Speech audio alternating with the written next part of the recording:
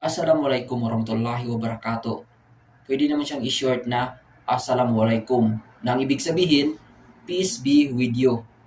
Nang i-reply mo niyan is Wa alaikum assalam warahmatullahi wabarakatuh, or for short, Wa alaikum assalam. Nang ibig sabihin, peace be with you too. Hello mga kabayan, welcome back to my channel. Sa video ito ating pag-uusapan or ibabahagi ko sa inyo yung mga ilang mga phrases or salita ng Maguindanawon. Pero bago ang lahat, kung bago pa kayo sa YouTube channel na ito, inanyahan ko muna kayo na i-like at i-click yung subscribe at yung notification bell para naman ma-notify kayo kapag may bago tayong upload. At kung gusto niyo mga ganitong content, pwede niyo i-check ang channel na ito dahil marami na tayong mga naka-upload ng mga videos na mga random content. By the way, ang ibabahagi ko sa inyo sa video ito is yung mga salita ng Maguindanawon. Pero ano nga ba ang Maguindanawon? Ang Maguindanawon or tinatawag na Maguindanon ay isa sa mga unang naninirahan sa Mindanao, lalong-lalo na sa Soc Sargent. Ang Maguindanawon or Maguindanon ay isa sa mga pangkat ng mga Muslim na naninirahan sa Pilipinas. Ang Maguindanawon ay pangalawa sa may pinakamaraming pangkat na mga Muslim na nasa ating bansa. Nangunguna ang Maranao at sumunod itong Maguindanawon or Maguindanao. Kasi kapag sinabing Muslim, marami yan silang mga pangkat.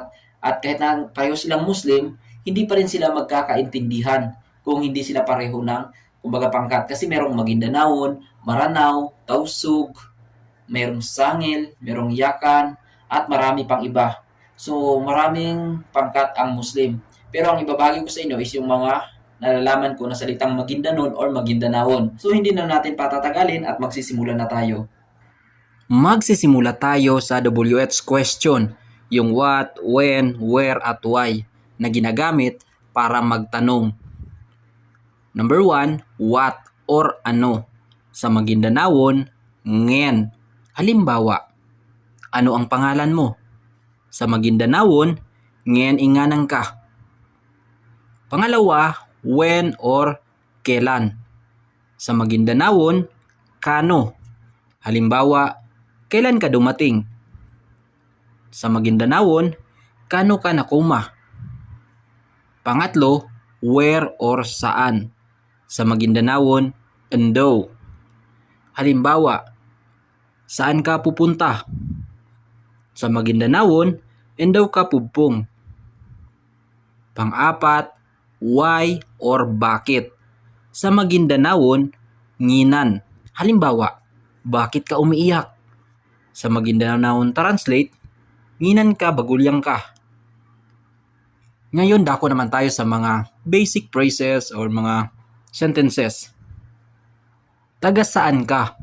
Sa Maguindanawon, tagandaw ka. Umuwi ka sa bahay.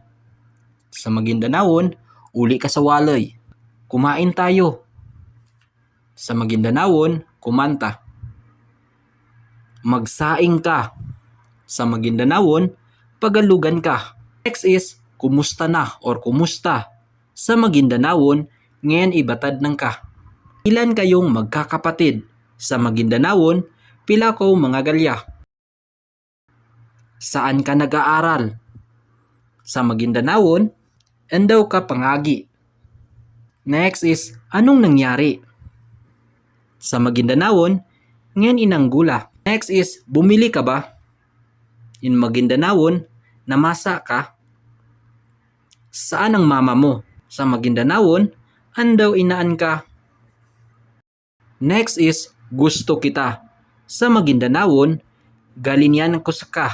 Next is, magandang babae. Sa Maguindanawon, manisan a babay. Magandang lalaki or gwapong lalaki. Sa Maguindanawon, manisan a mama. Gwapo or maganda, manisan. Tapos kapag babae, babay. Kung lalaki, mama. Kapag pangit, malat. Kapag maliit, madido. Kapag mataas, mapulo. Kapag matangkad, malambog. Kapag mabaho, madu. There or doon sa Maguindanawon, samba. Pag dito or this sa Maguindanawon, syaba. Ako sa Maguindanawon is saki. Ikaw is saka. Marami, malakar. Mataba, mansibor. Mabango, mamut. Good morning, mapya mapita. Ang good noon, mapya maudto. Ang good afternoon, mapya malulom. At ang good evening, mapya magabi.